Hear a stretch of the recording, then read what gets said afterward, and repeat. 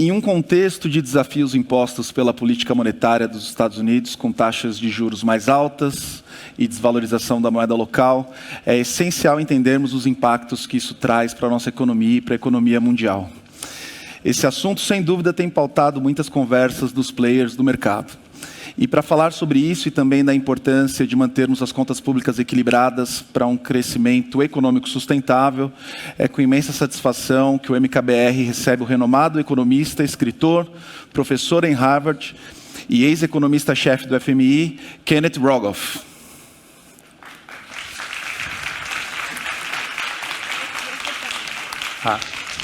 Welcome, Kenneth.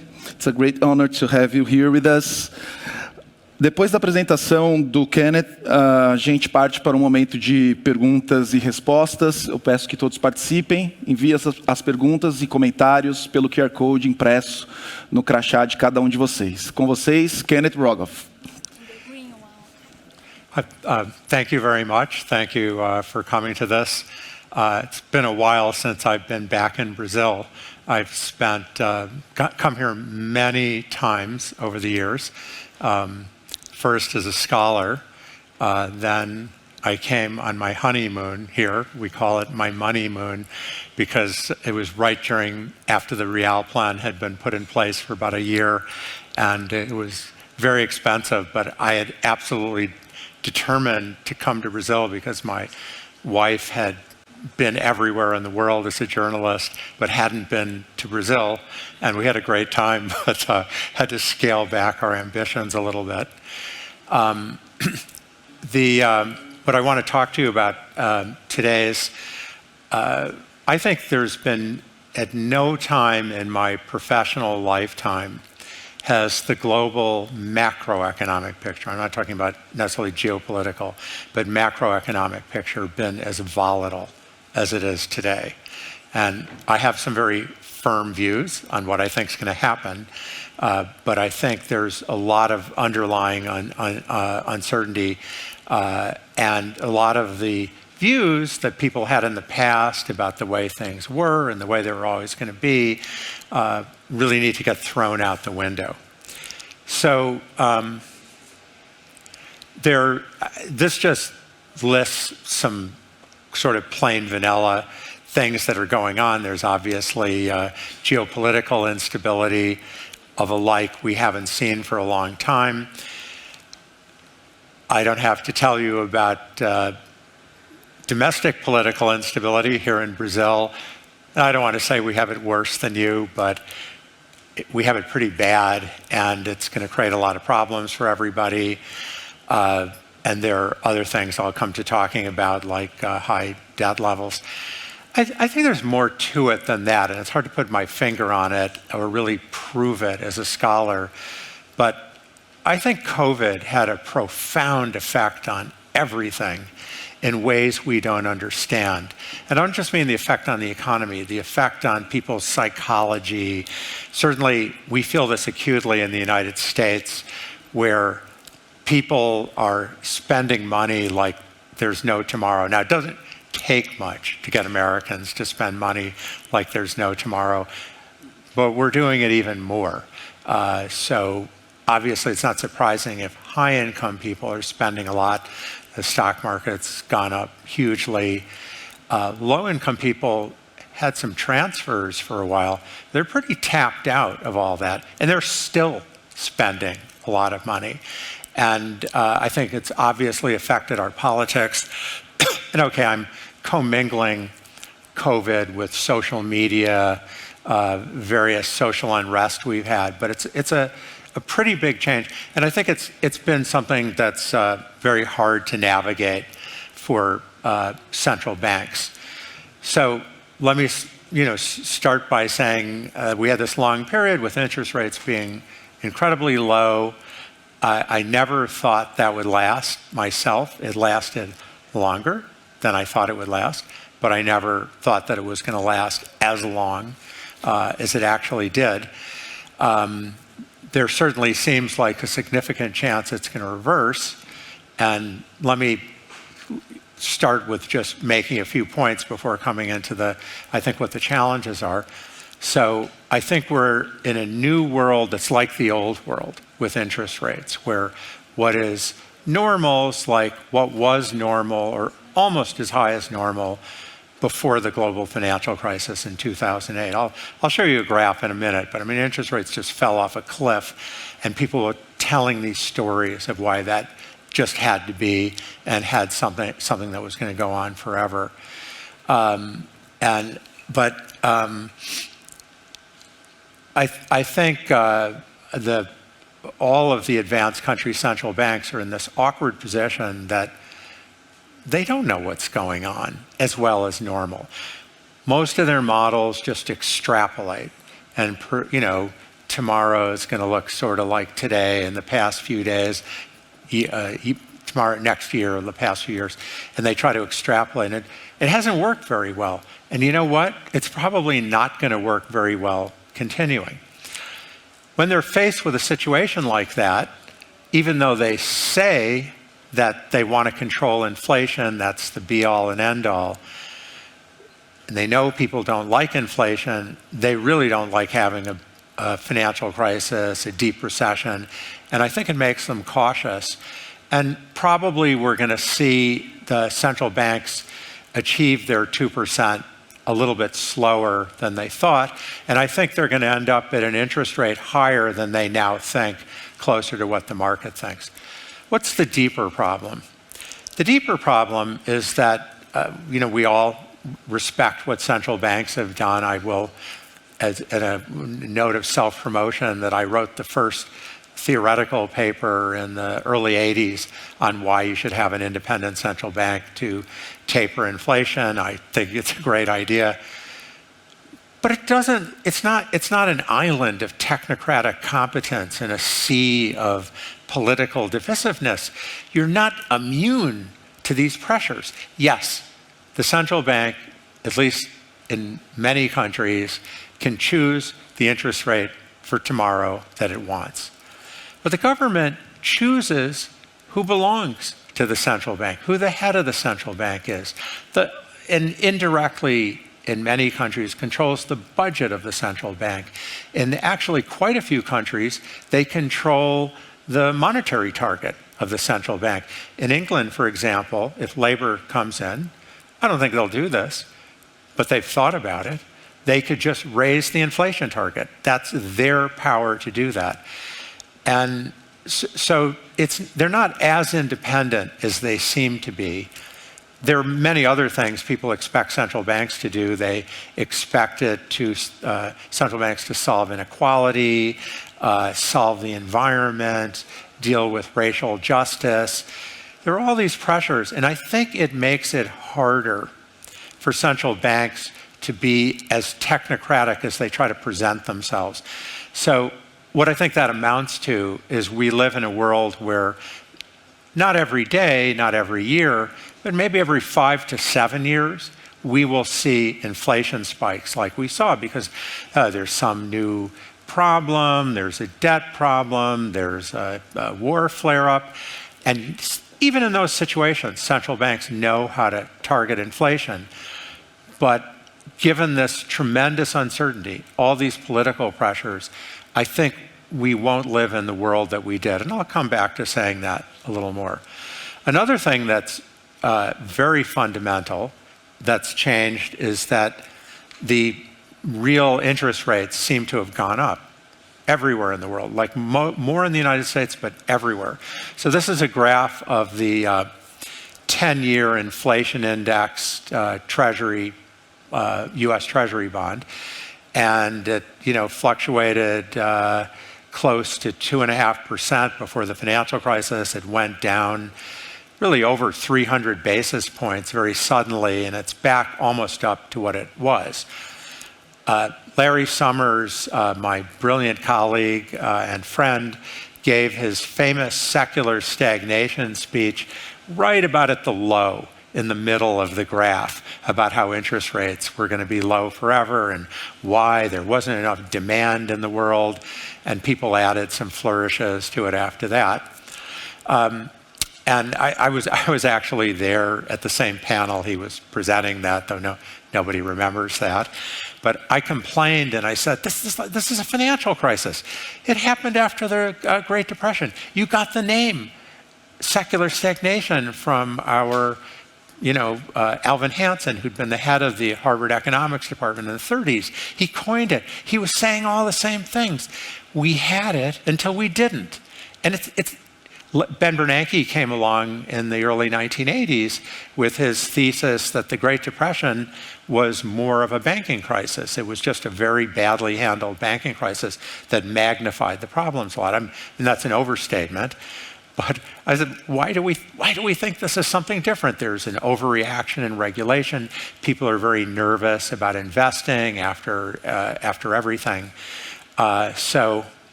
I've been somebody who hasn't believed in this for a long time. In the past 5 years, I've had a student and I have a paper just come out with 2 former students. This graph isn't really what the paper is about, it's just a starting point for the paper. But it's a graph of long-term real interest rates over 700 years.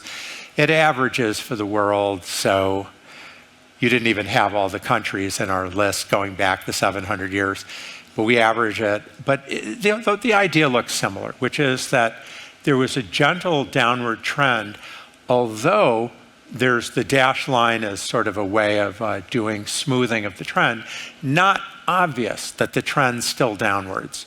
And by the way, for the last century, it's not obvious the trend's still downwards.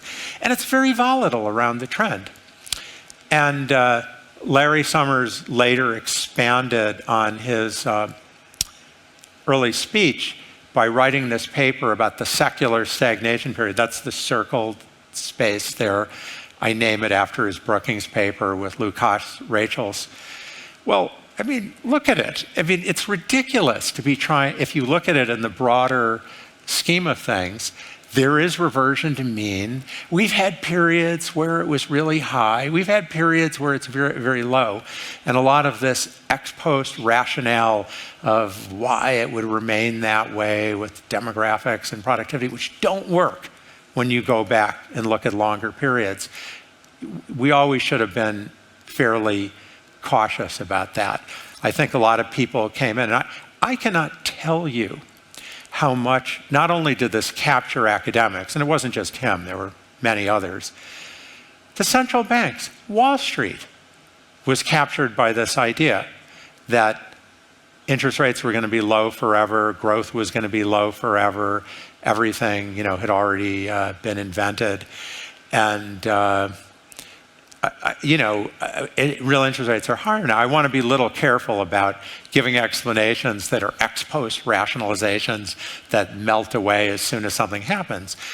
But we can certainly point to some things. One is debt. World debt is way higher than it was 5 years ago. 5 years ago, much less 20 years ago. Not just government debt, private debt, every measure. And I basically say nature abhors a vacuum. If interest rates are really low, everybody borrows a lot, and it doesn't immediately push interest rates up, but it has an effect. We have geopolitical instability, which I mentioned before, which has many effects: deglobalization, probably pushing up defense costs. I think we haven't even scratched the surface of that. I'll come back to that. And I mentioned a number of other things. Green transition is going to be expensive. Populism, there's a lot of redistributing of income. So a lot of the forces that might have been temporarily driving down interest rates, if we could identify them, there was peace, there was globalization, there was inequality. There's some pushback on those things. If we've entered a world where the Feds become more uncertain, I think it's a problem for the whole world, because the dollar just dominates the world in terms of the global financial system. It's not just that contracts are written in dollars, trade is done in dollars. It's not just those factors. It's that This is a graph from a paper of mine showing countries which center around the dollar. We were looking at the year 2015 in this, so I don't know where China is now.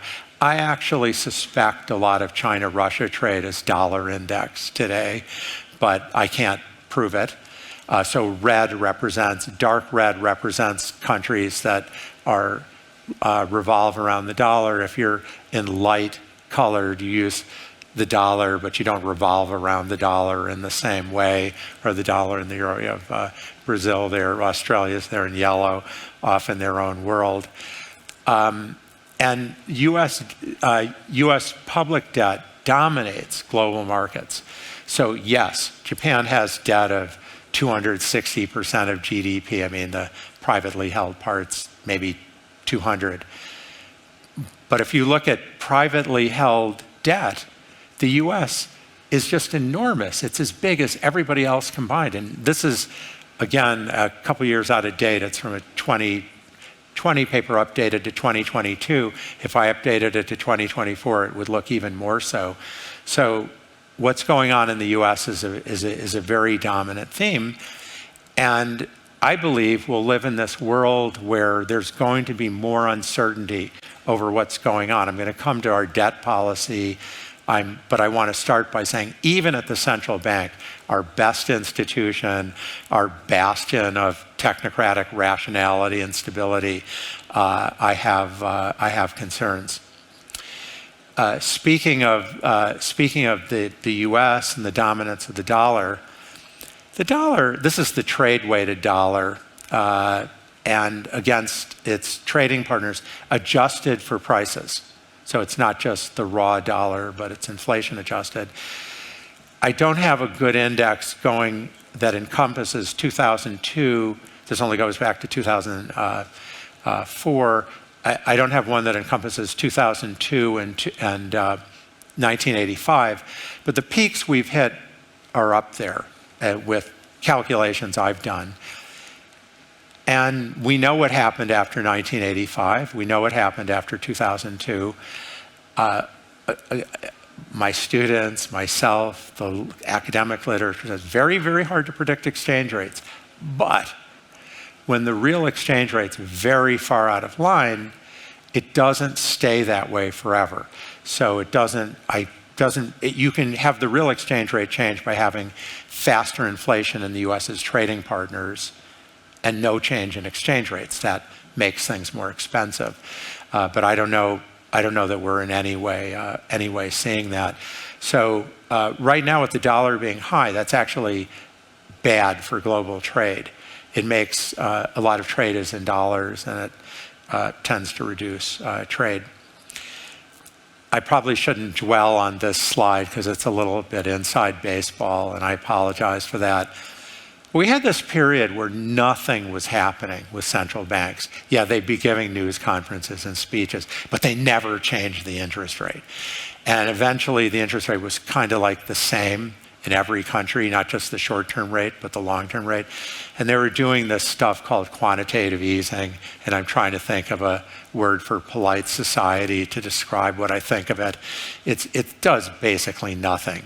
When you're buying just government debt in the United States, at least a one country monetary system, and issuing bank reserves, you're basically substituting short-term debt for long-term debt. The Treasury owns the Federal Reserve.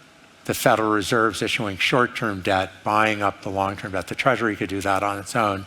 So we went through this period where everything seemed to be very, very stable. But I think we've hit a turning point where that's not going to continue.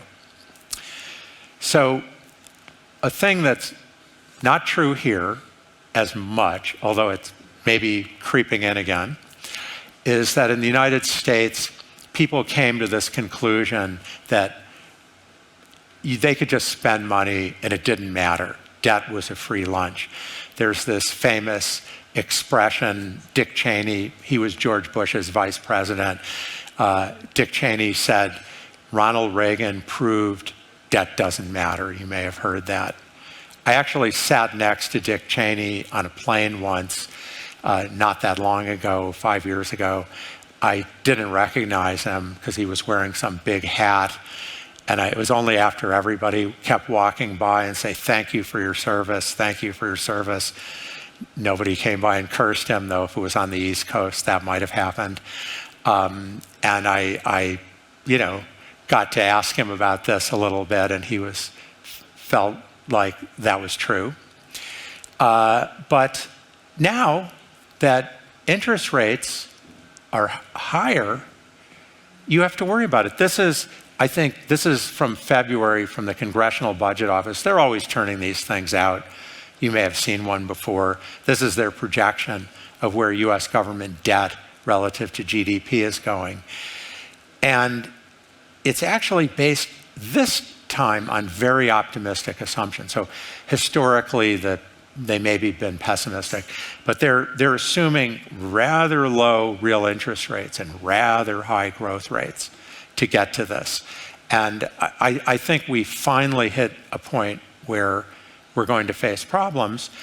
And Janet Yellen, who's the Treasury Secretary in the United States, has suddenly started talking about this and saying, we have to raise taxes by 2% of GDP, which would be a 20% rise in our taxes, because our taxes are so low, just to pay the higher interest on the debt that we have, not to provide new programs. That's stunning change. Given our political system, I don't want to get into the particulars of Donald Trump and Joe Biden, except to say it's a very unattractive choice. I mean, one's worse than the other, but that cold comfort. We're just in no position to resolve these issues in a smooth way. So I don't know how it'll get resolved. I remember I said at the outset, I think we'll have another burst of inflation. That last one was tremendous for the government. That cut our debt to GDP by 10% from what it would have been if we hadn't had that burst of inflation. It was a big deal. It helped some other countries like Italy, helped Brazil actually, although Brazil managed to pile it back on very quickly thereafter. And at the same time, I hate to be the bearer of bad tidings, but I think we're going to have to spend more on defense. I don't want to be a hawk. I'm a Harvard professor. My students would boycott me if I said spending on defense was good. But I mean, this is U.S. spending on defense as a share of national GDP. When the Berlin Wall fell, it was almost 7% of GDP.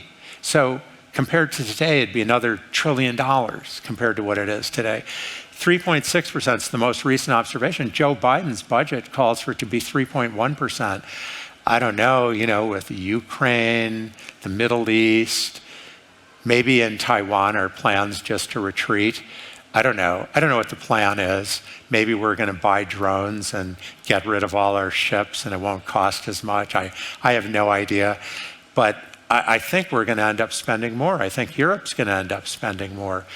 And you can look at other things going on with our pensions, with our medical care, that all have similar problems. So I commend Brazil and other emerging markets, particularly the central banks, for reacting much quicker than the central banks in the advanced economies did. But on the whole, this volatility is not something easy to deal with. You create your own volatility more than the United States creates volatility for you, but nevertheless, it's not a comfortable environment. I want to spend a little bit of time talking about the other big economy in the world, which is China, and whether the importance of China's economically is going to start diminishing compared to what it seemed that it had been. And I want to focus on a few things, but start by saying I've talked to Chinese authorities over many, many years, starting even before when I was at the IMF, but at the IMF and after. And if there's one thing they insist on, is we will not be Japan. We will never let that happen to us. Japan was booming, then according to myth, The US cracked down on Japan, made them appreciate their exchange rate, and Japan has never recovered. They've just had zero growth or very low growth since then. And China say, we are not going to let that happen. I think it's happening in Japan and China right now. Let me try to say why. So first of all, they've been incredibly reliant on infrastructure and real estate.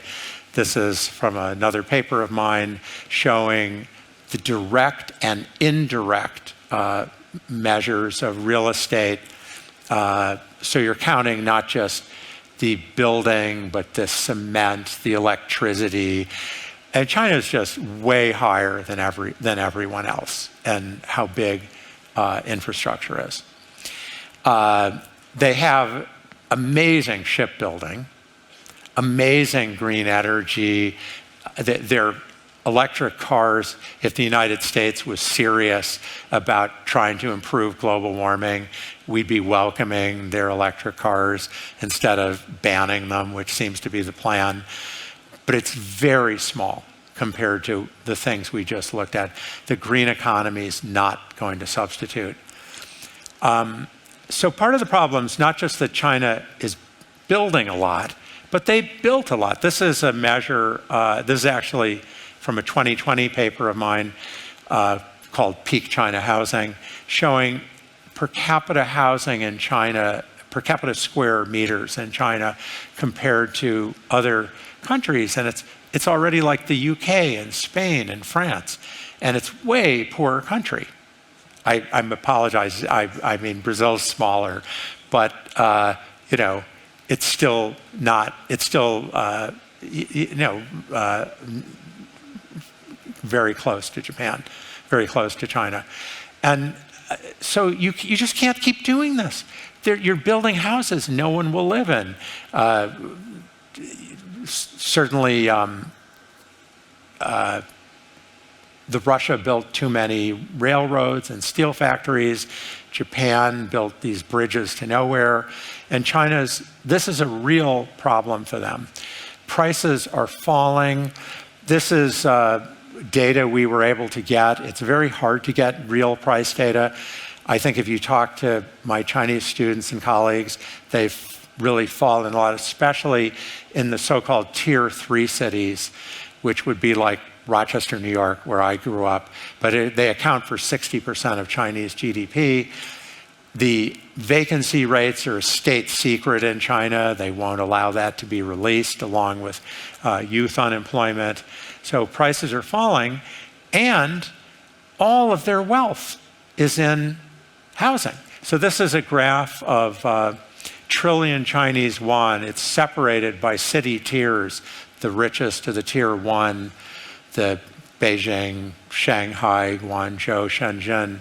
The tier 2 cities are the provincial capitals and a few historical cities. The tier 3s, a lot of cities. Huge amount of their wealth is in housing. Very little is in equity. These prices falling, no wonder they're having a recession. No one wants to consume. And the Chinese authorities are saying, well, let's prop up the housing prices. No, that's not going to work. They built too much. There's just, they can't sustain what they had. So this is certainly, I think, another challenge along with the United States. I started out my talk saying I think we're in a situation more challenging than anything I've seen. We just had a wonderful panel on AI, so very hard act to follow, except at least I'm following it instead of an AI equivalent of me following it maybe in 10 years, as could happen, and they'll be better than me. I followed AI my whole life because I'd been a professional chess player before I became an economist. I represented the US in the World Championships a long time ago, almost 50 years ago.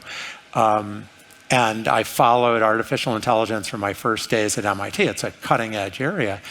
And the rate of change is it's just astounding. And it gets faster and faster. You say, well, how much is there to know about chess? And yes, it just keeps reinventing things and rethinking things. The creativity, it's just astounding. I've never bought into this idea of secular stagnation, that we're not inventing anything. I don't know what's going to happen in the next 5 years, 10 years, but I've always been much more worried about this going too fast instead of too slow. I defer to the great panel before me, but I'm in favor of regulating the heck out of it. And I have students who work on this, and one of the reactions, well, then China will do it. And my students who work in this space say, well, okay, so they get to end the world instead of having us end the world. What's actually the object of this? I think it's a real concern. So productivity growth is the yellow in these graphs. This is from my late colleague Dale Jorgensen, looks at the components of growth, the blue being building roads and bridges and buildings, the red being hours and education, and the yellow is productivity, which is slowing. I will firmly predict that it's going to go up going forward. This has nothing to do with anything, but I stopped playing chess. This was a one-on-one exhibition game I gave for charity with Magnus Carlsen in 2012. Blitz game, although he's still by far the best player in the world at that. I managed to make a draw. It actually happened. My wife took this picture, and she actually doesn't play chess, and she was looking at the faces of the audience it was a large audience, who were just dumbfounded, but, didn't know why everyone was congratulating me afterwards. But it will never happen again. These are my books. I promised to say something about ESG, and I forgot to say that. So let me just say one more thing about that. So my daughter was an undergraduate at Harvard. She graduated a few years ago, and her last senior Harvard-Yale game was at Yale. And the students went in at halftime and closed down the game for 3 hours. Harvard had been leading, and then they, lost their nerve and lost. But they said, if you don't divest, we won't leave. So what happened is Harvard divested. This was, by the way, when oil had gone to negative prices. If you recall, it briefly did that. Yale doubled down on their oil investments, and Princeton did too. And I think I hate to be a conservative fascist and sound like this, which sort of my students were. It's very hard running a university endowment, and when you're told you have to politically do this and politically do that, I'm very skeptical of that. I'm very much in favor of improving the environment, but I think this needs to be done with carbon taxes, policies from the government. I think it's very hard to do it through this cheerleading of endowments in the financial sector. So I'm sure I've said something horrible, but I said it. That's my views on ESG. So anyway, why don't I pause here, and I guess David's going to come on. Thank you so much, Kenneth. I'm sure our audience has many questions for you, so you can stay a little longer with us. Como eu anunciei anteriormente, chegamos ao nosso momento de bate-papo, então eu convido Davi Becker.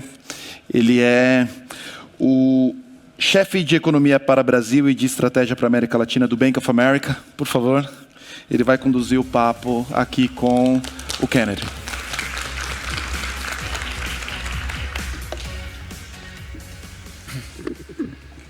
So first of all, it's an honor to be sitting here with you. So I'm David. I have white skin. I have brown hair. I'm wearing pink shirt and a blue suit. So let's go over a bit of of the things that you already mentioned. I think maybe a way to start is you talked a lot about fiscal policy, about level of debt. You talked a lot about monetary policy. One big discussion is that when rates are close to zero, fiscal is not as important in a sense. But right now that global rates are much higher, people got much more concerned about the trends for fiscal policy, and you showed some charts in your presentation. And it looks like some countries are not willing to adjust fiscal, right? And so I wanted to hear a bit your view on this, and how do you see this fiscal policy affecting the level of interest rates and the level of neutral rates?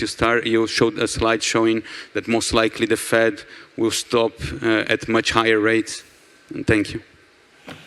Well, I always showed the graph that the United States, I didn't show corporate debt, but if I did corporate debt, it would be the same.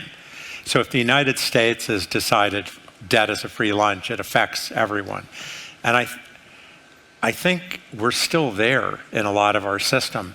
So if you believe they're high, but they're going to come down again, which I would say is not the Wall Street consensus, it's not what I believe, but it's absolutely still the academic view, then, you know, it's a problem for a little while, but you'll make up for it. You just borrow a little more, the interest rate will go away. But I think that's a very risky game to play. I mean, a point I've made for a long time is you're the United States, you're looking to be on top for a long time. Is what you're doing with this debt so amazing that it's worth the risk that you're taking? So Europe's different, but in general, austerity has not been a popular policy.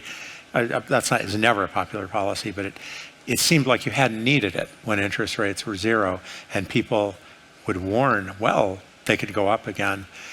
So I think it's, I think it's going to lead to a lot of turmoil. Not necessarily debt crises, but inflation crises may be more likely. Thank you. And you also showed a chart on the dollar. And so maybe if you could talk a bit about how you see the prospects. You mentioned some already, but the prospects for the dollar and how that impacts emerging markets in your view. I think everyone was waiting for the Fed to cut with the perception that the dollar was going to weaken. So obviously interest rates are a factor in affecting what the exchange rate is. But although it's much slower, it's much less direct, it's also true that the cost of goods and the expense of things matters. I won't go into it's obvious that it would, it's slow. And, empirically, when a country's exchange rate's way out of line, and right now, every place feels cheap to me. I haven't had a chance yet to look again at Brazil, but I'm sure it's better than when I came here in 1995. Everything seems cheap to me. I have my Swiss friends come to the United States and say it's so expensive. That has empirically been a pretty good sign that something was going to give. As I mentioned in passing, it could be that there's higher inflation. But I would say over the next 1 to 2 years, I'll throw this out, that we'll see a significant depreciation of the dollar, that we saw this in 2002 and 1985. We've seen it with other currencies. But it's not just an interest rate story. Thank you. And you mentioned several topics on your presentation. Like if you think about global imbalances around the world, what are the main focus of attention in your view? Well, so a really interesting point, maybe it's not exactly what you're asking, but a really interesting point is China's in recession or near recession. Why isn't that countering the low interest rates, the second biggest economy? So they're in recession, why doesn't it suck everyone in? And I think the answer's this, first of all, financially, China's way less important than it is in trade. So its footprint in global finance is just a lot less. I think it's also true that the rest of the world's just not going to tolerate the kind of surpluses. China was having 10% of GDP surpluses in the like 2007, 2008. There's no way. Trump may not allow any surplus, but Biden's not very different than Trump on this. And I think Europe feels the same way. So there's going to have to be a compromise. China's going to have to figure out what they're going to import, but they won't be able to export their low interest rates, their deflation. Thank you. And moving a bit, shifting a bit gears, You mentioned the papers you wrote on central bank independence, and maybe you could comment a bit, how do you see inflation targeting evolving ahead? And do you see more tolerance for inflation across central banks? So to me, inflation targeting is a device for asserting central bank independence. Because even inflation targeting central banks are trying to stabilize other things at the same time. So the core of it, you can't inflation target unless you've been empowered. Somebody's given you the power to set that. And I believe we lived in a period where it was relatively benign, where globalization had helped push down prices. There had been reasonably conservative macroeconomic policy for a long time, and not always in the United States, but Europe certainly changed a lot. Large parts of the world did. There were many factors that were helping push down, not making it easier for central banks to control prices. This has gone into reverse, and it's just tougher. So, yeah, you're independent. I mean, let me give it's sort of an example from the United States. So the emerging markets raised interest rates in a timely fashion. The Fed could have figured out to raise interest rates sooner than it did. Its failure to raise interest rates was not because it didn't realize there was a risk. President Biden had the right, was ready to reappoint the Fed chair in the end of 2021. And normally you do that in the summer. Let me say a timing. I mean 2022. Normally you do that in the summer, but he waited till the end of the year. Why did he wait till the end of the year? Because he didn't want them to raise interest rates. He had an alternative who's very good, Lael Brainerd. She's excellent, but she's a dove. And everyone knew if he raised interest rates, he'd be appointed. So like the second Powell was reappointed, he started raising interest rates. And that's just a little example. They affect the Fed governors they choose, the budgets. So it doesn't have to be that they're constantly, putting pressure on, but there are these moments where they can, and it particularly happens when there's a lot of uncertainty. It's one thing if you say, if I don't raise the interest rate by 1%, we're going to have 9% inflation. If you can say that with confidence, nobody's going to argue with you. But you're in a situation where there was just a big war, a pandemic, some huge crisis. Nobody knows what's going on. There's a lot of uncertainty. I think the political pressures come to play in that world where, if inflation turns out to be high, everybody says they hate it, it's the worst thing. But if you have an epic recession or a financial crisis, that's much worse for the politicians. So I just think we live in a world that's more volatile, where you don't have the winds of globalization. And that lies behind my claim that although they may get inflation to 2%, we can expect spikes in the future. Thank you. And you actually touched on what I was going to ask next. I saw a paper of yours about deglobalization, and we have been writing a lot about the impacts of anti-globalization. So how do you see this anti-globalization affecting inflation and growth globally? Well, of course it's negative. Globalization's more efficient in 1,000 different ways, and it directly affects growth. There's no question about that.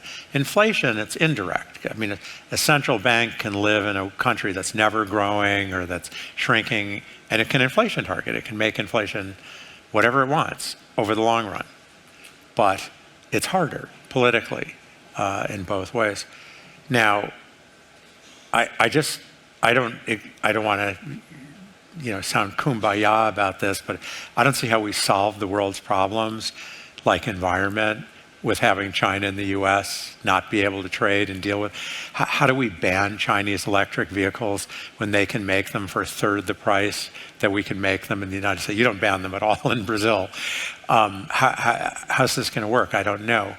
But at the same time, I think the geopolitical situation is very difficult. Political people, scholars I talk to, and people in the government all think China's going to try to take Taiwan. I don't really hear many people argue about that. My personal opinions, when it happens, the US will just fold.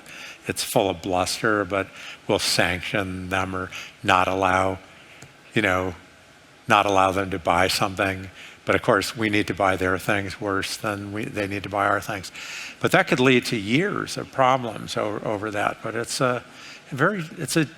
there's a readjustment. Even though I believe China will be in recession, it won't be growing as fast, there's a readjustment to their having become a superpower and the United States not wanting to share the stage with them. Thank you. And you mentioned also in your presentation AI. How do you see, it's a broad question, but the impacts for growth and inflation, if there is any difference short-term versus medium-term? It's not an easy question, but I don't know, maybe you have some thoughts. Well, I mean, at a very simplistic level, it's like globalization. It's you improve productivity, puts downward pressures on prices. But the social impact is astounding. It's not clear how it will play out. It's not, and also, unlike globalization, which was a product of peace, AI contributes to war. I mean, you follow the war in the Ukraine, the effect of AI has been, or technology at least, maybe I'm using the word AI too broadly, has been astounding. So it's a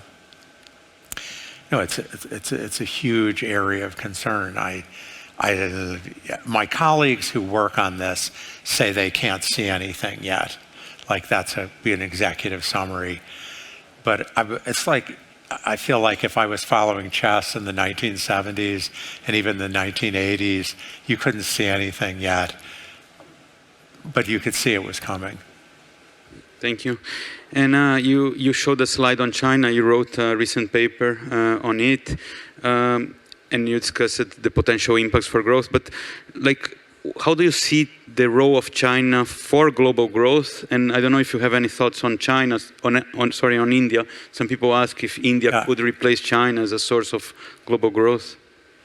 Well, the fact that China is slowing means global growth is going to be slower.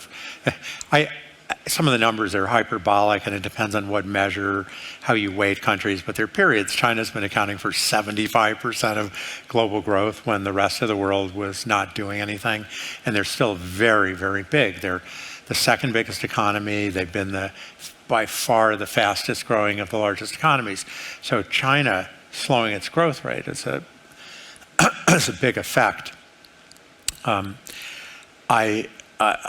India is clearly doing much faster growth, but it's still a midget compared to China. It's going to reach the size of, it's going to pass Germany and Japan soon, but it's, I don't know, a quarter the size of China.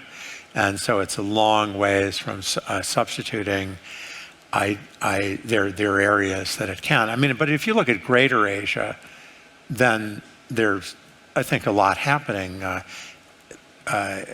Places like Vietnam, obviously Vietnam, but also even Malaysia, even Japan is getting energy because companies don't want to invest in China, and they're investing in Japan. So some of the energy that was going to China will go elsewhere, but it's a big blow having China slow down. Thank you. And I also saw a paper on cryptocurrencies that you wrote. How do you see cryptocurrencies as an element in international capital flows? I think this is something that you touched in your paper. So I've never thought cryptocurrencies were worthless. I've always felt they could be used for evading taxes. I probably, as I've thought about it more, there's quite a bit where they're used for collateral also.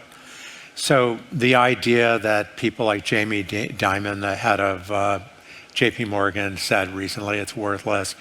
Paul Krugman and Nouriel Roubini regularly recycle the opinion it's worth zero. It's completely a speculative bubble. That's nonsense. There's a real value. You may not like the real value. I mean, if the real value is promoting tax evasion, human trafficking, you name it, but it is used in those things. And so now whether Bitcoin should be worth 70,000 or 700, I don't know. But a back of the envelope calculation would be the global underground economy's $25 trillion. That's from a paper of mine, which, definitely a speculative estimate. It's say 20% of global GDP. If you are the major transactions technology for even a part of that, you could easily be getting a couple $100 billion a year of revenue, the way credit card companies and American Express does, and that's maybe even more. So if you think of some asset that generates a few $100 billion a year, depending on the interest rate, you can get that into a pretty healthy market cap. So there's a lot of questions surrounding the regulation. Thank you. We're getting close to the end here, and we're getting here some questions about the US election. So maybe if you could comment a bit, what are the key macro elements to focus for this election? There is a question here saying, assuming that there is no way a politician gets elected, raising taxes and cutting expenses at the same time, how the US is going to correct its current trajectory? Well, I mean, I think the question's a statement of our problem. I don't know. I don't see how. Even if you win, you want to win the next midterm election. You want to get your party so you can pass laws and get stuff done. And we are in a terrible bind. I think a thing which might help us is inflation. If they do that and you get another round of inflation, maybe it'll discourage things. But the election is probably 50-50. It's not very different from what you're looking at in 2026. And I think Americans look at it with equal enthusiasm to you. But the implications for the world are very big. I mean, Trump gets progressively more unstable. Biden's mental capacities seem to be diminishing. And I worry that we'd get Kamala Harris, who's very, very far from who would be the runner-up candidate if Biden weren't the choice. Okay, there's still a lot of questions here, but I think we are getting at the time. So thanks so much, Mr. Rogoff. Thank you for having me. Thank you.